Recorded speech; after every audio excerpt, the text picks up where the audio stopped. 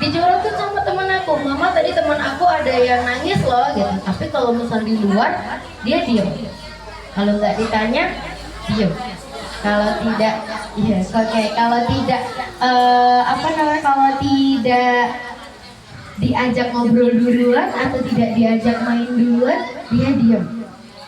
Oke, itu ada rasa kepercayaan dirinya yang kurang.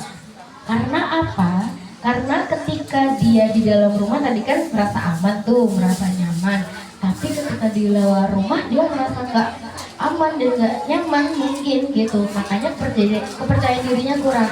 Yang pertama, coba ketika anak-anak mainan setiap harinya full mainan, main ya Bu ya, bukan handphone ya, mainan main yang berupa tadi puzzle dan lain sebagainya, dia diberikan kepercayaan penuh tidak?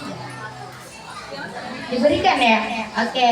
Terus kemudian ini anak ketika dikit-dikit tadi kan ada kata ibu kan nangis ya, dikit-dikit nangis, dikit-dikit mewek, ciwek gitu. Tapi ketika hal-hal yang kita berikan itu berubah, misal contohnya nih kebiasaan menangis itu kita kurangi. Contohnya dengan oke, boleh kamu nangis dulu di pojok. Ketika kamu udah selesai nangisnya, kembali ke mama. Oke.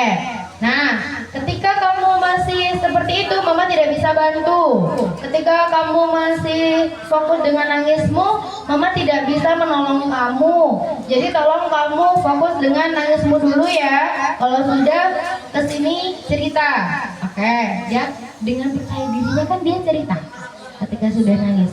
Atau enggak biasanya anak-anak kalau sudah nangis kan capek tidur. Oke, nggak apa-apa, setelah tidur diminta untuk bercerita. Jangan ditanya kenapa. Anak-anak ketika menangis jangan ditanya kenapa.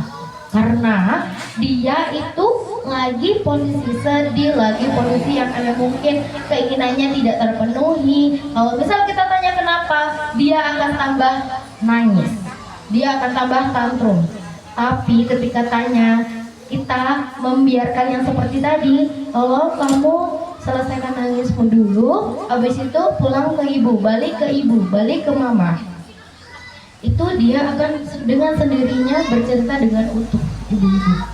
Jadi kayak misal nih contohnya, kalau misal kita memberikan kepercayaan diri dengan penuh terhadap anak-anak kita, itu akan dianya sendiri yang akan tidak kemana-mana. Maksud saya gini, tidak fokus ke hal-hal yang memang hanya membutuhkan ibu.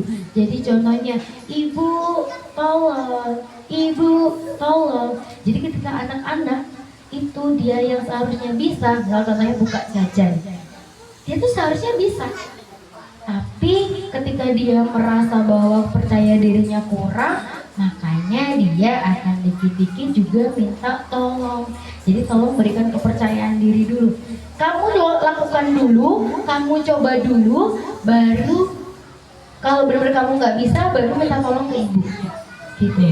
Ya, oke. Itu terus untuk dilakukan setiap harinya, Bu. Coba di sini kira-kira ketika anaknya minta suatu hal yang terus dia ini menggunakan nangisnya sebagai senjata, terus-menerus dilakukan tidak? Enggak. Ada yang iya? Iya, Bu. Oke, contohnya apa Bu mintanya?